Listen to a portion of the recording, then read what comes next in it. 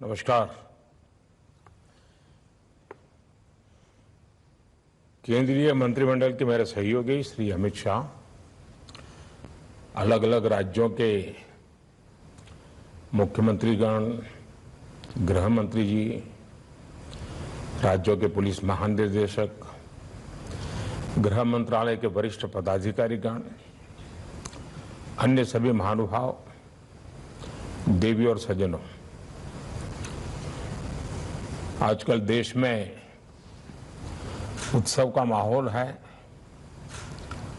ओणम, ईद, दशहरा, दुर्गा पूजा, दीपावली सहित अनेक उत्सव शांति और सौहार्द के साथ देशवासियों ने मनाए हैं। अभी छठ पूजा समेत कई अन्य त्योहार भी हैं। विभिन्न चुनौतियों के बीच इन त्योहारों में देश की एकता का सशक्त होना आपकी तैयारियों का भी प्रतिबिंब है।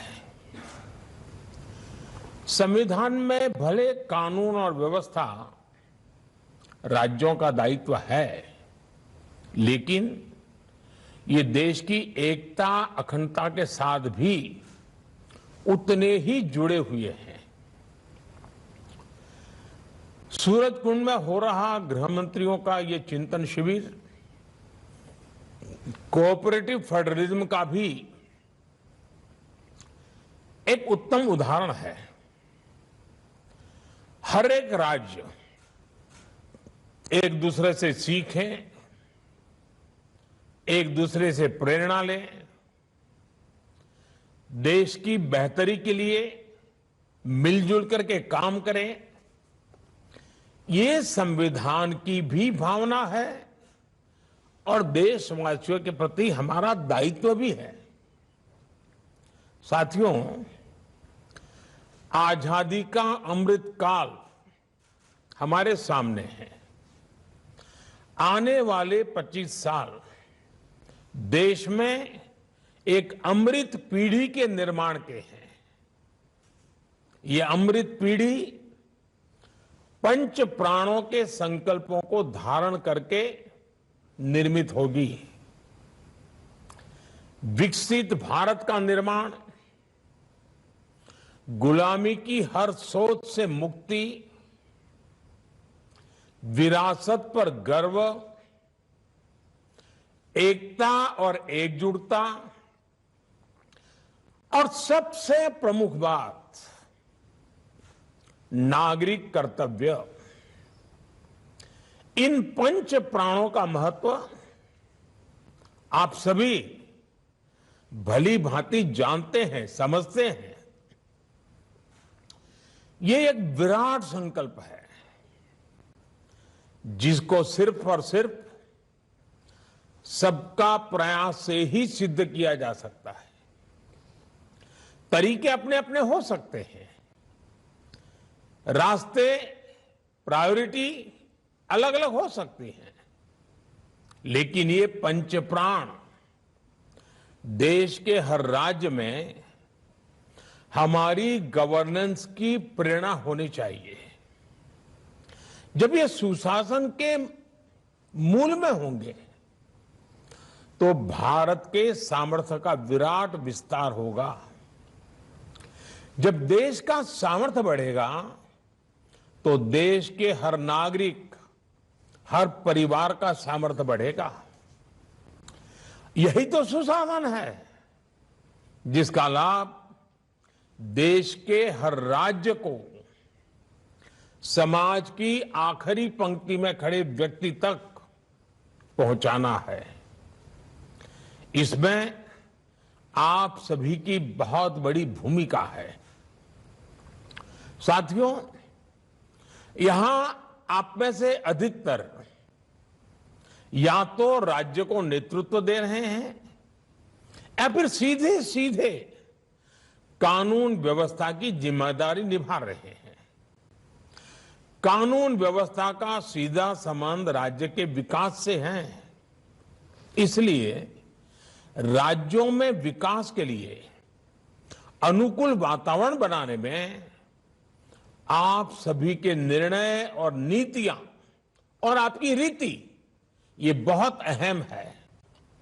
साथियों, कानून व्यवस्था के पूरे तंत्र का विश्वसनीय होना जनता के बीच उनका परसेप्शन क्या है, ये भी उतना ही महत्वपूर्ण है। आपने देखा है कि जब भी कोई नेचुरल कैलेमिटी होती है, प्राकृतिक आपदा होती है, तो इन दिनों एनडीआरएफ की, एसडीआरएफ की एक पहचान बनी हुई है। उनका यूनिफॉर्म, उस संकट के समय पहले पहुंच जाना, और इसके कारण देशवासियों के मन में इनके प्रति एक विश्वास बना है कि भाई ये आए हैं, चलिए संभल जाएगा। ये जो कह रहे हैं मानना चाहिए। इनकी बातें अगर स्वीकार करेंगे तो हमारा नुकसान कम होगा। और आप देखिए, एनडीआरएफ में है कौन भाई? एसडीआरएफ में है कौन? आप ही के सब साथी हैं, सुरक्षा बल के जवान ही हैं। लेकिन समाज में उनके प्रति बड़ी श्रद्धा बन गई है। आपदा के समय में जैसे ही एनडीआरएफ, एसडीआरएफ की टीम पहुंचती है, वैसे ही लोगों को संतोष होने लगता है कि अब एक्सपर्ट टीम पहुंच गई है, अब से अपना काम कर लेंगे। साथियों, अपराध वाली किसी भी जगह पर जैसे ही पुलिस पहुंचती है, लोगों में ये भाव आता है कि सरकार पहुंच गई। कोरोना काल में भी हमने देखा है कि किस तरह पुलिस की साख बेहतर हुई थी। पुलिस के लोग जरूरतमंदों की मदद कर रहे थे, जरूरी संसाधन जुटा रहे थे, अपने जिंदगी को दांव पे लगा रहे थे। यानी कर्तव्य परायणता में कोई कमी नहीं है। जरूरत अच्छा परसेप्शन बनाए रखने की भी है। इसके लिए पुलिस बल को प्रेरित करना, उसके लिए प्लान करना, हर छोटी मोटी चीजों पर लगातार मार्गदर्शन करते रहना, कुछ गलत होता है तो रोकना, ये हमारी एक जीवंत प्रक्रिया होनी चाहिए। ऊपर से नीचे तक हर पल होनी चाहिए। साथियों, हमें एक बात और समझनी होगी। अब कानून व्यवस्था किसी एक राज्य के दायरे में सिमटी रहने वाली व्यवस्था नहीं रह गई है। अब अपराध इंटरस्टेट और इंटरनेशनल हो रहे हैं। यानी टेक्नोलॉजी की मदद से एक राज्य में बैठे अपराधी दूसरे राज्य में भयंकर अपराध करने की ताकत रखते हैं। देश की सीमा से बाहर बैठे अपराधी भी टेक्नोलॉजी का जमकर गलत इस्तेमाल कर रहे हैं। इसलिए हर राज्य की एजेंसियों का आपस में तालमेल, केंद्र और राज्य की एजेंसियों का आपस में तालमेल, ये बहुत जरूरी है। और इसीलिए आपको मालूम होगा, मैंने डीजीपी कॉन्फ्रेंस में कहा था कि 2 एडजॉइनिंग स्टेट होते हैं, उसके जो एडजॉइनिंग डिस्ट्रिक्ट होते हैं, उन्होंने पीरियोडिकली बैठ करके दोनों राज्यों के उन दोनों जिलों की समस्याओं का संकलन करना चाहिए, साथ मिलकर काम करना चाहिए। उसी में से ताकत बनेगी। कई बार केंद्रीय एजेंसियों को कई राज्यों में एक साथ जांच करनी पड़ती है, दूसरे देशों में भी जाना पड़ता है। इसलिए हर राज्य का दायित्व है कि चाहे राज्य की एजेंसी हो चाहे केंद्र की एजेंसी हो या संबंधित कहीं किसी और राज्य से संपर्क आता है, सभी एजेंसियों को एक दूसरे को पूरा सहयोग देना चाहिए। कोई बड़ा है, कोई छोटा है, किसका अधिकार है, उसी में कभी कभी तो हम देखते हैं एक आध एफआईआर रजिस्टर नहीं हुई, क्यों नहीं हुई? तो बोले ये तय नहीं हो रहा है कि वो जो जगह है वो इस थाने में पड़ती है, उस थाने में पड़ती है। ये जो चीजें हैं वो सिर्फ पुलिस थाने तक नहीं है, राज्यों के बीच भी हो जाती हैं, केंद्र और राज्य के बीच में हो जाती हैं, भारत और विदेश की व्यवस्थाओं के साथ हो जाती है। इसलिए हमारी एफिशिएंसी के लिए, हमारे आउटकम के लिए, सामान्य नागरिक को सुरक्षा देने के लिए हमारे बीच में तालमेल, संकलन, सहयोग बहुत अनिवार्य है। और इसके लिए जितना संकलन बढ़ेगा, आपके राज्य की भी ताकत बढ़ने वाली है। साथियों, साइबर क्राइम हो या फिर ड्रोन टेक्नोलॉजी का हथियारों और ड्रग्स तस्करी में उपयोग, इनके लिए हमें नई टेक्नोलॉजी पर काम करते रहना होगा। अब देखिए, हम 5G के युग में घुस गए हैं, तेजी से 5G पहुंचने वाला है। अब 5G के जितने लाभ है, इतनी ही जागरूकता भी जरूरी रहेगी। 5G से facial recognition technology, automatic number plate recognition technology, drone और सीसीटीवी जैसी टेक्नोलॉजी, परफॉर्मेंस में ये कई गुना सुधार होने वाला है। लेकिन हम जितनी तेजी से आगे बढ़ेंगे, जो क्राइम करने वाला वर्ल्ड है उसका भी ग्लोबलाइजेशन हो चुका है, वो इंटरस्टेट हो चुका है, वो भी टेक्नोलॉजी में फॉरवर्ड हो चुके हैं। मतलब हमें उनसे 10 कदम आगे जाना होगा। हमें हमारी कानून व्यवस्था को भी स्मार्ट बनाना, इसके लिए बहुत ही आग्रह से काम करना पड़ेगा। साथियों, मेरा आग्रह यह भी है कि टेक्नोलॉजी को कृपा करके बजट के तराजू से न तोले। और मेरा सभी आदरणीय मुख्यमंत्रियों से, सभी आदरणीय गृह मंत्री जियों से इस विषय में एक टीम बना करके दुनिया में क्रिमिनल वर्ल्ड किस टेक्नोलॉजी में आगे बढ़ रहा है, उपलब्ध टेक्नोलॉजी हमारे लोगों को कैसे सुरक्षा दे सकती है, इस पर गंभीरता से सोचना चाहिए। और इसमें जो बजट जाएगा वो बाकी सैकड़ों खर्चों को बचाने का कारण बन जाएगा। और इसलिए टेक्नोलॉजी का बेहतर इस्तेमाल पूरे पुलिस तंत्र को तो मजबूत करता ही करता है, सामान्य मानवीय को सुरक्षा देने का एक विश्वास नीचे तक हम पहुंचा पा सकते हैं। टेक्नोलॉजी क्राइम प्रिवेंशन में भी मदद करती है और क्राइम डिटेक्शन में भी, क्राइम इन्वेस्टिगेशन में भी बहुत काम आती है। आज देखिए, कितने ही अपराधी सीसीटीवी की वजह से पकड़े जा रहे हैं। स्मार्ट सिटी अभियान के तहत शहरों में बनाए गए आधुनिक कमांड एंड कंट्रोल सिस्टम से भी बहुत मदद मिल रही है। साथियों, इस प्रकार की नई टेक्नोलॉजी के विकास के लिए केंद्र सरकार ने पुलिस टेक्नोलॉजी मिशन भी शुरू किया है। अनेक राज्य भी इसमें अपने स्तर पर काम कर रहे हैं। लेकिन यह अनुभव आ रहा है कि हमारे अलग अलग प्रयोग होने के कारण हमारी टेक्नोलॉजी एक दूसरे के साथ बात नहीं करती है और इसलिए हमारी एनर्जी वेस्ट होती है। वो जो भी मटेरियल है वो उस राज्य तक सीमित रहता है। हमें कॉमन प्लेटफॉर्म के विषय में बड़ा मन रख करके सोचना ही पड़ेगा। किसी एक के पास बहुत उत्तम चीज है तो ये मान करके न बैठे कि मेरे पास है, मैं तो किसी को दूंगा नहीं, मैं अपनी ताकत बनाए रखूंगा।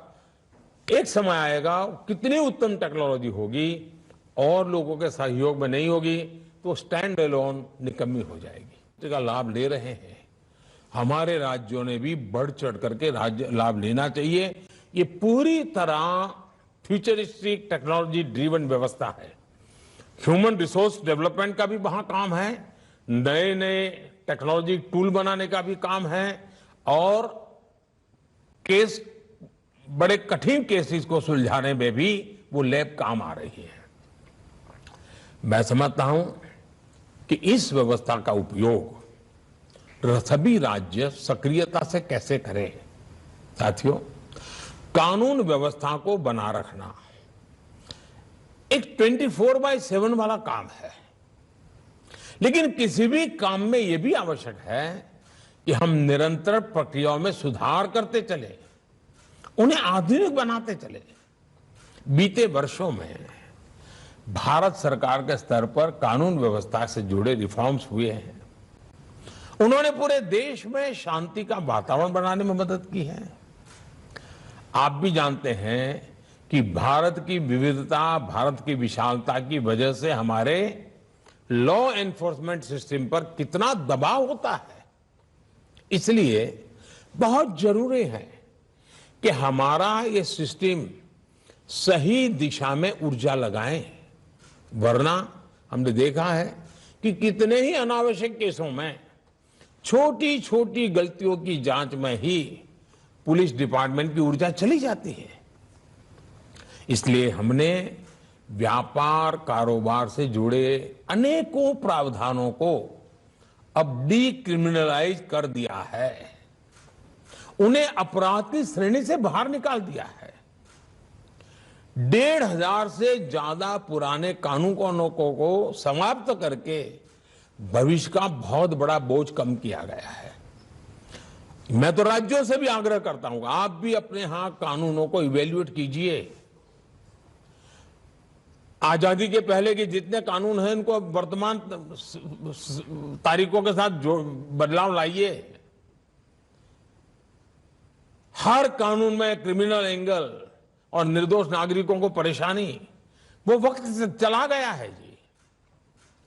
साथियों, सरकार को अब जैसे स्वामित्व योजना, ये स्वामित्व योजना के तहत देश के गांवों में ड्रोन टेक्नोलॉजी के माध्यम से प्रॉपर्टी कार्ड वितरित कर रहे हैं। वो भी जमीन से जुड़े विवादों को कम करेंगे, झगड़े खत्म होंगे गांव के। वरना गांव की समस्या ज्यादातर 1 फुट जमीन इसने ले ली, उसी में से बड़े बड़े झगड़े हो जाते हैं।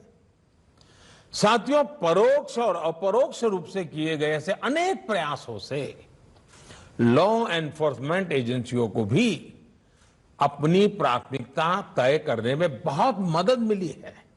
लेकिन हमने जब पूरे कैनवास पर चीजों को रख करके अपनी स्ट्रेटेजी में बदलाव नहीं करेंगे, 20, 30, 50 साल पुरानी पद्धतियों से चलेंगे, तो शायद इन चीजों का फायदा नहीं मिलेगा। बीते वर्षों में केंद्र सरकार द्वारा बनाए गए कानूनों ने भी कानून व्यवस्था को मजबूत किया है। आतंकवाद हो, हवाला नेटवर्क हो, भ्रष्टाचार हो, इस पर आज देश में अभूतपूर्व शक्ति दिखाई जा रही है। लोगों में विश्वास पनपने लगा है। यूएपीए जैसे कानूनों ने आतंकवाद के खिलाफ एक निर्णायक लड़ाई में व्यवस्थाओं को ताकत दी है। यानी एक तरफ हम देश के लॉ एनफोर्समेंट सिस्टम का उसकी क्षमता बढ़ा रहे हैं, तो दूसरी तरफ उन पर अनावश्यक बोझ को भी हटा सके। साथियों, एक और विषय हमारे देश की पुलिस के लिए महत्वपूर्ण है। जैसे आज देश में 1 नेशन 1 राशन कार्ड की व्यवस्था बनी है, 1 नेशन 1 मोबिलिटी कार्ड की व्यवस्था हो रही है, 1 नेशन 1 ग्रिड बना है, 1 नेशन 1 साइन लैंग्वेज बनी है। वैसे ही पुलिस की वर्दी को भी लेकर भी ऐसी कोई अप्रोच अपनाई जा सकती है।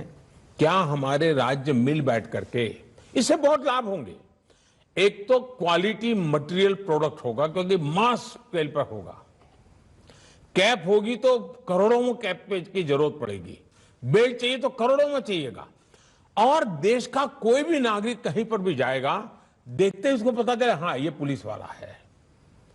अब जैसे पोस्ट ऑफिस का डिब्बा, हिंदुस्तान में कोई पढ़ा लिखा अनपढ़ आदमी को मालूम है ये पोस्ट का डिब्बा है, यहां ना कागज डाला वह पहुंचता है, एक पहचान होती है। हमारे लिए भी आवश्यक है कि हमारे देश के पुलिस बेड़े में सब सोचे, साथ मिलकर के सोचे, कोई किसी पर थोपने की जरूरत नहीं है, एक इवॉल्व करे। आप देखिए बहुत बड़ा लाभ होगा और एक दूसरे की ताकत में इजाफा होगा। One nation one police uniform, हाँ उस राज्य का एक टैग हो सकता है, उस राज्य का एक नंबर हो सकता है, लेकिन पहचान कॉमन बने, इस पर सोचा। मैं एक विचार के रूप में रख रहा हूं, न मैं कहीं आपसे आग्रह भी करता हूं, मैं सिर्फ एक विचार रखता हूं और विचार पे चर्चा कीजिए।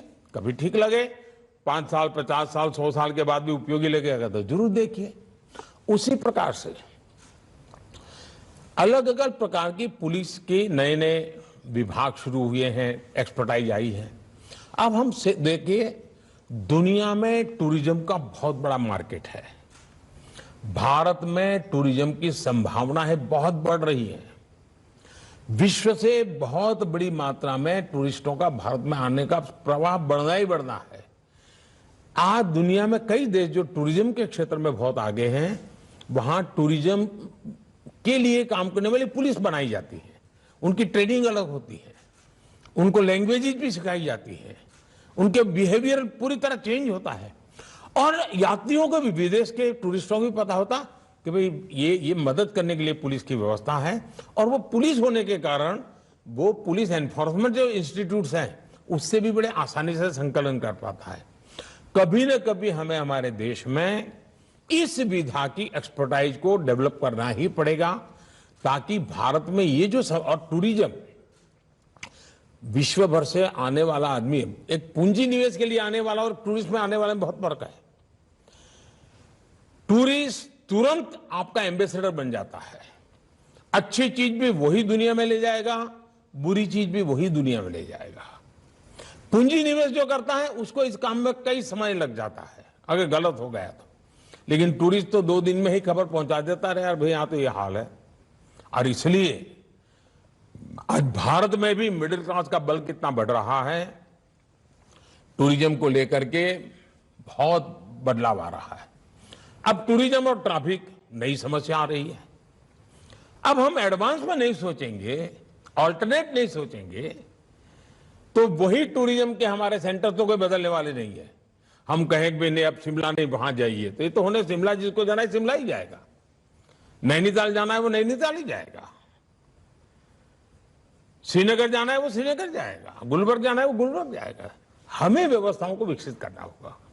साथियों, हमने देखा है कोरोना के समय में जब पुलिस के लोग अपने क्षेत्र के लोगों को फोन करके पूछते थे, और खास करके मैंने देखा है कुछ शहरों में सीनियर सिटीजन के लिए पुलिस में जो बड़ी आयु के लोग हैं, जिनसे अब ज्यादा मजदूरी करवाना, उनके साथ भी अत्याचार है, उन्होंने स्वेच्छा से ऐसे काम लिए हैं और वे सीनियर सिटीजन्स को लगातार पूछते हैं ठीक होना, कहीं बाहर तो जाने वाले नहीं होना, घर बंद करके जाने वाले नहीं होना।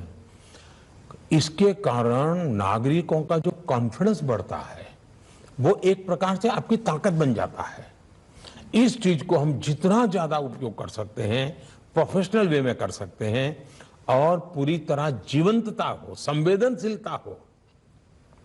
आप देखिए समाज जीवन में ये फोन आपका सप्ताह में अगर किसी सीनियर सिटीजन को जाता है, वो महीने भर दुनिया को कहता रहता है कि भाई पुलिस थाने से हर बिल्कुल फोन आ जाता है, हर बुधवार को पूछ लेते हैं मेरी कोई दिक्कत है नहीं।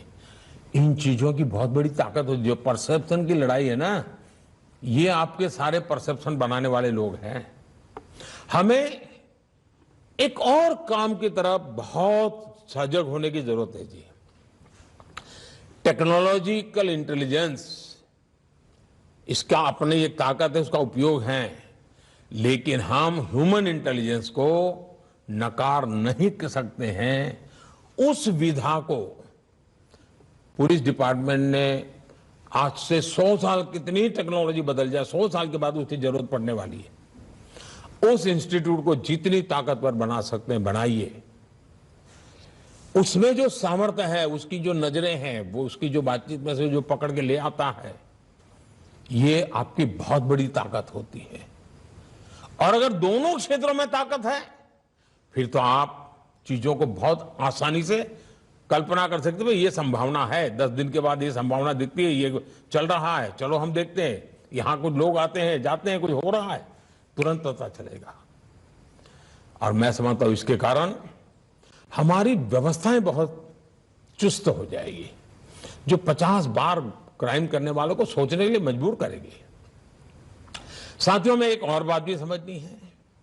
आज वैश्विक स्तर पर भारत जितनी तेजी से आगे बढ़ रहा है, उतनी ही तेजी से भारत की चुनौतियां भी बढ़ने वाली है। पहले वो उपेक्षा की वृत्ति होती है, फिर उसका जरा मजाक उड़ाने की वृत्ति बनती है, फिर भी आप आगे बढ़ते हैं तो फिर थोड़ी कंपटीशन का भाव आ जाता है, प्रतिस्पर्धा आ जाती है, फिर भी आगे बढ़ते हैं तो दुश्मनी का रंग ले लेती है। विश्व की बहुत सारी ताकतें होगी जो नहीं चाहेगी कि उनके देश के संदर्भ में भारत कुछ सामर्थ्यवान बने। फलाने विषय में उनकी एक्सपर्टाइज है, उसमें भारत न घुसे। फलानी प्रोडक्ट उनकी बपौती है, अगर उसमें भारत प्रोडक्शन में चला गया तो मार्केट भारत कब्जा कर लेगा। भारत बहुत बड़ा बाजार है, भारत खुद बनाने लग जाएगा तो फिर तो हमारा माल कहां जाएगा। कई प्रकार की चुनौतियां आने वाली हैं जी, और वो चुनौतियां दुश्मनी का रूप लेते देर नहीं जाती है। और इसलिए हमें हमारे इन सारी चैलेंजेस को हमें समझना है। और ये सहज है, किसी को हमसे कोई हमारा बुरा करना है नहीं, मनुष्य का स्वभाव है। आपके यहां भी 2 अफसर होंगे तो लगता है कि हाँ यार ये आगे चलकर इसकी को प्रमोशन हो जाएगा, मैं तो रह जाऊंगा, तो फिर उनका 10 साल पहले ही तू शुरू हो जाता है। वैसा हर जगह पे होता है भाई। और इसलिए मैं कहता हूं कि हम थोड़ा दूर का सोच करके हमारे सामर्थ्य को, प्रोटेक्टेड एनवायरनमेंट, प्रॉपर मैसेजिंग, इसके लिए आवश्यक बारीकियों, तो पहले की लॉ एंड ऑर्डर और आज की चुनौतियों में बहुत बड़ा फर्क आने वाला है। पहले का तो बरकरार रखना ही पड़ेगा, नए को लिए भी हमने अपने आप को तैयार करना पड़ेगा। हमें देश के विरोध में जो ताकतें खड़ी हो रही हैं, जिस प्रकार हर चीज का उपयोग किया जा रहा है, सामान्य नागरिक की सुरक्षा के लिए, लॉ अबाइडिंग सिटीज के अधिकारों के लिए, ऐसी किसी भी नकारात्मक शक्तियों के खिलाफ कठोर से कठोर बर्ताव ही हमारी जिम्मेवारी है। कोई उदारता नहीं चल सकती है जी, क्योंकि आखिरकार जो लॉ अबाइडिंग सिटीजन है, जो कानून को मानने वाला व्यक्ति है, वो कहां जाएगा भाई। हमारा काम है, और ऐसे 99% सिटीजन वही होते हैं जी, 1% का ही प्रॉब्लम होता है। हमें उन 99 को विश्वास दिलाने के लिए उन 1% के प्रति जरा भी उदारता बरतने की जरूरत नहीं है। साथियों, सोशल मीडिया की शक्ति को हमें काम करके क्या हो रहा है इतने मात्र से उसको आंकना नहीं चाहिए। एक छोटी सी फेक न्यूज पूरे देश में बड़ा बवाल खड़ा कर सकती है। हमें मालूम है आरक्षण की ऐसी अफवाह फैल गई, फेक न्यूज चल दिया, क्या कुछ नुकसान झेलना पड़ा था देश को। 6-8 घंटे के बाद जब पता चला तो सब शांत हो गए, लेकिन तब तक तो नुकसान बहुत हो चुका था। और इसलिए लोगों को हमें एजुकेट करते रहना पड़ेगा कि कोई भी चीज आती है उसको फॉरवर्ड करने से पहले 10 बार सोचो भाई। कोई भी चीज आती है उसको मानने से पहले जरा वेरीफाई करो, और सारे प्लेटफॉर्म पर वेरिफिकेशन की व्यवस्था होती है।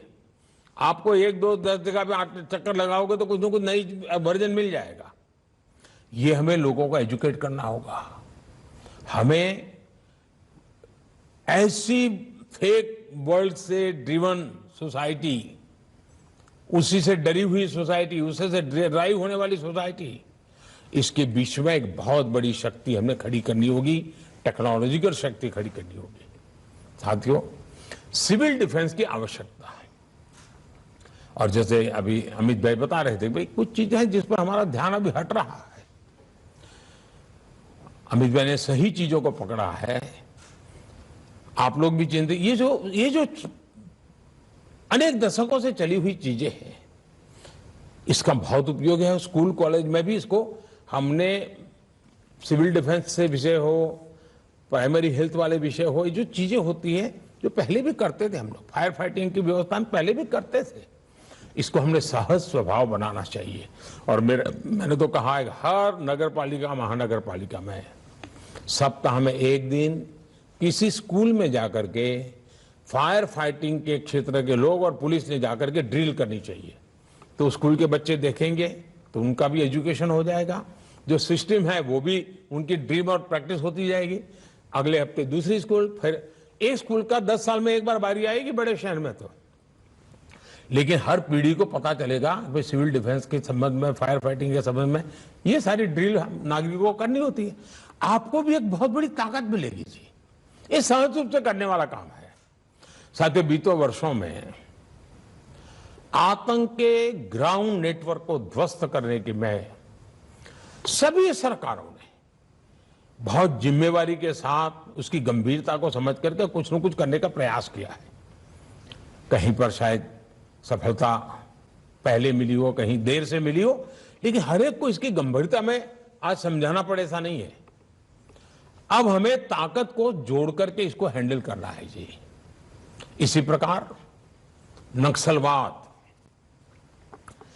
नक्सलवाद के हर फॉर्म को हमने पराजित करना पड़ेगा जी। बंदूक वाला भी है और कलम वाला भी नक्सलवाद है। हमें इन सब का काट निकालना पड़ेगा जी। हमारी युवा पीढ़ी को भ्रमित करने के लिए ऐसी बचकाना बातें कर करके चल पड़ते हैं लोग, और इतना नुकसान देश को हो रहा है और आने वाले दिनों में कोई संभाल नहीं पाएगा जी। और इसलिए हमने जैसे नक्सल प्रभावित जिलों पर फोकस किया है, उसी प्रकार से उन्होंने अब अपना इंटेलेक्चुअल दायरा उन जगह पे पहुंचाने का प्रयास किया है जो आने वाली पीढ़ियों में विकृत मानसिकता पैदा कर सकते हैं, एक दूसरे के प्रति द्वेष पैदा कर सकते हैं, इमोशनल चीजों को आउट ऑफ प्रोपोर्शन उछाल करके समाज के अनेक टुकड़ों में खाई पैदा कर सकते हैं, बिखराव पैदा कर सकते हैं। देश की एकता और अखंडता, सरदार वल्लभ भाई पटेल हमारी प्रेरणा हो, हमें ऐसी किसी चीजों को देश में चलने नहीं देना है, लेकिन बुद्धिपूर्वक करना पड़ेगा, समझदारी से करना पड़ेगा। हमारे फोर्सेज में भी ऐसी एक्सपर्टाइज तैयार करनी पड़ेगी। किसी राज्य में कोई घटना घटी है तो हमारे टॉप एक्सपर्ट को वहां स्टडी के लिए भेजना चाहिए। जरा जाओ 3 दिन वहां रह के आओ, वहां पर हुआ है तो उन्होंने कैसे हैंडल किया था, मामला कैसे पनपा था, उससे हम सीखते हैं। सीखने के लिए हमने लगातार कोशिश करनी चाहिए। और जो इस प्रकार की दुनिया वाले लोग हैं, वो उनको अंतर्राष्ट्रीय स्तर पर से भी बहुत मदद मिल जाती है और वो इसमें चतुर होते हैं। और उनका चेहरा मोहरा इतना बड़ा सात्विक दिखता है, इतना बड़ा संविधान और कानून की भाषा में ही बोलते हैं, प्रवृत्ति कुछ और करते हैं। इन सारी चीजों को दूध का दूध और पानी का पानी ये समझने की ताकत हमारे सिक्योरिटी सामर्थ्य में होनी चाहिए जी। हमें स्थायी शांति के लिए तेजी से आगे बढ़ना बहुत जरूरी है। साथियों, जम्मू कश्मीर हो या नॉर्थ ईस्ट हो, आज हम विश्वास गेन कर रहे हैं। डिस्ट्रक्टिव ताकतों को भी मुख्य धारा में आने का मन करने लगा है। और जब हम विकास उनको नजर आता है, इंफ्रास्ट्रक्चर दिखता है, उनकी अपेक्षाएं पूरी हो रही हैं, तो वे भी अब शस्त्रों को छोड़ करके साथ चलने के लिए तैयार हो रहे हैं। उसी प्रकार से बॉर्डर और कोस्टल एरिया में हमें विकास की ओर देखना होगा। बजट में भी वाइब्रेंट विलेज की बात कही गई है। आपने इस पर सोचना चाहिए। आपके टॉप अफसर, उनको बॉर्डर विलेज में नाइट स्टे करके आना चाहिए। आग्रह कीजिए। मैं तो मंत्रियों से भी कहूंगा कि कम से कम एक साल में 5 या 7 बॉर्डर विलेज में जाकर के 2-3 घंटे बिता के आइए।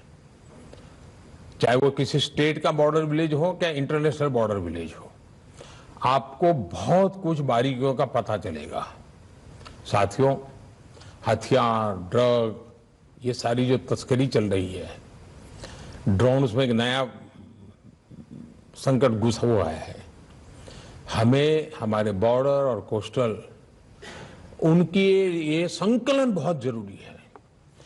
हम कहेंगे भाई नेवी ये करेगी, कोस्ट गार्ड ये करेगा, इतने से बात बनेगी नहीं। हमें संकलन बहुत फ्रीक्वेंसी बढ़ानी पड़ेगी।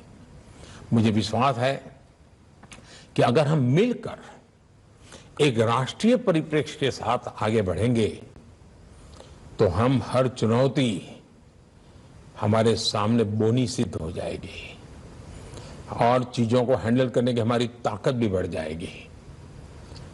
मुझे विश्वास है कि शिविर में जो चर्चा होगी उसमें से कोई न कोई एक्शनेबल पॉइंट निकलेंगे, एक कलेक्टिव रोडमैप बनेगा। हर राज्य साथ मिलकर के काम करना पड़ेगा। ये तेरा क्षेत्र है, ये मेरा क्षेत्र है, तेरा अधिकार है, मेरा अधिकार है। अगर हम उसमें उलझे रहेंगे तो उसका सबसे ज्यादा फायदा समाज विरोधी ताकतें, कानून को जो मानते नहीं हैं, वो इस अव्यवस्था का भरपूर फायदा उठा सकते हैं। इसलिए हमारे बीच समझदारी, संकलन, विश्वास और बड़ा प्रोफेशनल होना चाहिए जी। और ये जिम्मेवारी हमारे कैडर्स की है, बहुत बड़ी जिम्मेवारी है। अगर मुझे विश्वास है हम साथ मिलकर के करेंगे तो हम जो चाहते हैं वैसा परिणाम प्राप्त कर सकेंगे। और देश के लिए जो अवसर आया है, उस अवसर को पहली नजर में ताकत यूनिफॉर्म फोर्सेस से आती है जी। विश्वास का एक कारण यूनिफॉर्म फोर्सेस बन जाता है। हम उसको जितना ज्यादा ताकतवर बनाएंगे, जितना ज्यादा ब्रॉड विजन के साथ काम करने वाला बनाएंगे, जितना ज्यादा नागरिकों के प्रति संवेदनशील बनाएंगे, बहुत लाभ होगा। कुछ सुझाव मैंने डीजीपी कॉन्फ्रेंसिस में कही है। मैं सभी मुख्यमंत्री और गृह मंत्री से आग्रह करूंगा कि डीजीपी कॉन्फ्रेंस एक बहुत ही अच्छी इंस्टीट्यूशन के रूप में विकसित हुई है। खुल करके चर्चा होती है और उसमें पॉलिटिकल एलिमेंट जीरो होता है। उसमें से जो बातें निकलती है, मैं सभी गृह विभाग के मेरे सचिव जो रहते हैं वो आईएएस कैडर के होते हैं और हमारे जो पॉलिटिकल फील्ड के लोग जो चुन करके आकर के सरकार चलाते हैं। डीजीपी कॉन्फ्रेंस में जो बातें हुई उनसे पूरा ब्रीफिंग लेना चाहिए। उसमें एक्शनेबल पॉइंट को हमें अपने राज्य में तुरंत लागू करना चाहिए, तब जाकर के फायदा होगा। हमें डीजीपी कॉन्फ्रेंस से तो एक मीटिंग हो गई थी, हमारे साहब होकर के आ गए हैं, ये नहीं है जी। ये एक देश की सिक्योरिटी को लेकर के काम करने। अब जैसे एक सुझाव आया था कि भाई हमारे पुलिस के लिए रहने के घर, अब मैंने एक सुझाव दिया था कि खास करके बड़े शहरों में जो पुलिस थाने हैं या पुलिस स्टेशन है, आप जरा सोचिए कि उसमें से कुछ मल्टी स्टोरीड बन सकता है क्या? नीचे थाना चला रहेगा, लेकिन अगर ऊपर 20 मंजिला मकान बना दिया और क्वार्टर बना दिए रहने के लिए, तो उस इलाके के जितने पुलिस वाले हैं उनके लिए घर वहीं मिल जाएगा। ट्रांसफर हो जाएगी तो वो खाली करके चला जाएगा, तो जो आएगा उसको वही मकान मिल जाएगा। तो पुलिस को आज शहर के बाहर 25 किलोमीटर दूर घर मिलता है, उसको आने जाने में 2-2 घंटे लगते हैं। हम जमीन का भी ज्यादा उस राज्य से बात कर सकते हैं, उस कॉरपोरेशन से बात कर सकते हैं, जरा उसको हाई राइज के लिए भी फायदा हुआ। और ऊपर भी हम सिक्योरिटी के लिए व्यवस्थाएं ऑर्गेनाइज कर सकते हैं, हम चीजों को देखने के लिए व्यवस्थाएं ऑर्गेनाइज कर सकते हैं। यानी स्टैंड एलोन एक छोटा पुलिस थाना है, उसके बजाय आधुनिक पुलिस थाना भी बन जाएगा और उसी के ऊपर 20-25 मंजिला मकान बनकर के रहने के लिए घरों की व्यवस्था हो जाएगी। और मैं जरूर मानता हूं बड़े शहर में 25-50 थाने तो ऐसे जरूर मिल सकते हैं कि जहां इस प्रकार के डेवलपमेंट की संभावना है। बहुत, क्योंकि बड़े शहरों में 20 किलोमीटर 25 किलोमीटर बाहर जाना पड़ रहा है पुलिस के क्वार्टर बनाने के लिए।